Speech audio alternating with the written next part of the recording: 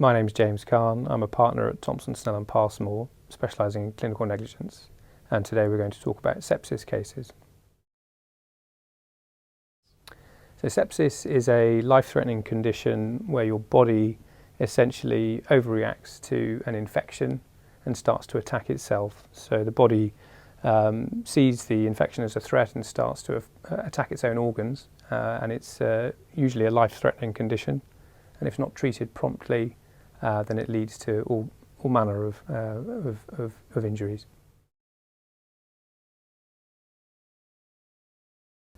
So some people approach us because they've developed a mild infection that didn't get treated properly and it developed into serious sepsis. Or you might be in a situation where you've developed sepsis and the treatment that you're given is inadequate, or your treatment is stopped prematurely, or it's just not diagnosed at all.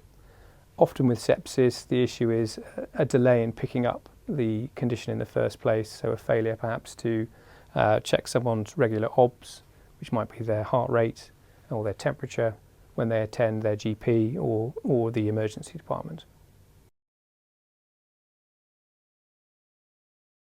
So sepsis causes a raft of problems. Someone, if they have a mild condition, might only need, say, a week or two of antibiotics, sometimes at hospital.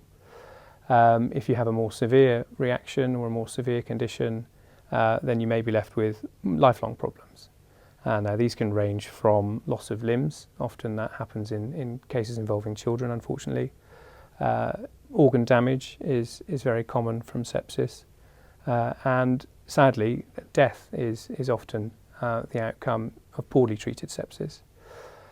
Brain injuries are another injury that we come across in our cases, and I've worked on a number of sepsis cases where that has been the most prominent injury that someone's been left with after a failure to properly treat sepsis.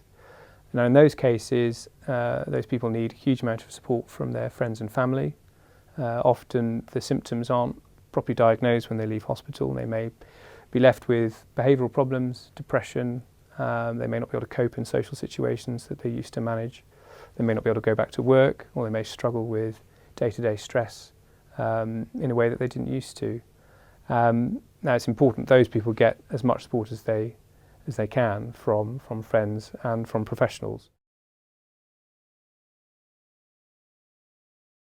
So our role really is to guide people through the legal process and put the right team of experts together to build a strong case, if indeed there is a case, and to guide and support the client through what is quite a long process when it comes to making allegations of negligence against a hospital or perhaps a GP, and to put in place where we can the packages of support that these people may need. So they may need care and assistance, they may need new housing. It might be that they are struggling financially and we need to get interim payments to allow them to continue paying their mortgage, for instance. So that's not always possible, I should say, but if we're able to, then that's the sort of support we can offer. So our clients often have very complex needs, and they may need carers or support workers for the long term. Our goal really with these cases is to try to help them put the pieces of their life back together again, so that they've got support for the longer term. If you've been affected by sepsis, or if you'd just like to discuss something that's happened to you, then please do get in touch with us using our contact details on the website.